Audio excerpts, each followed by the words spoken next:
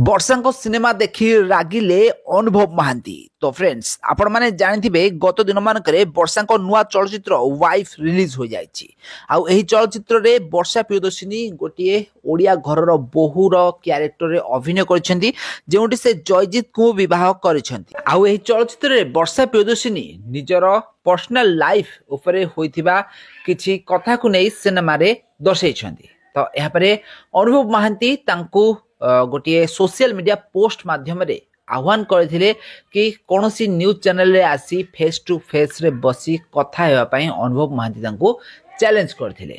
ताहले आपण माने जानिथिबे अनुभव महांती और वर्षा प्रियदर्शिनी दुहे परस्पर को गत दिन मानकरे विवाह करथिले, किंतु दुर्भाग्यवशतः तांकर डिवोर्स हो जायतला। डिवोर्स को पाखापाखि 1 वर्ष समय हो गलानी, हेले एहारी मध्यरे वर्षांको सिनेमा वाइफ रिलीज हला परे पुणी प्रतिक्रियाशील हो पड़छंती अनुभव महांती। आउ से वर्षा को खोला चैलेंज देइछंती कि सिनेमा रे जहा देखैछ ताहा सब मिछ। आउ फेस टू फेस बसी मो प्रश्नर उत्तर दियो, कौन न्यूज चैनल को आसो एही भली किछि कहिछंती अनुभव महांती।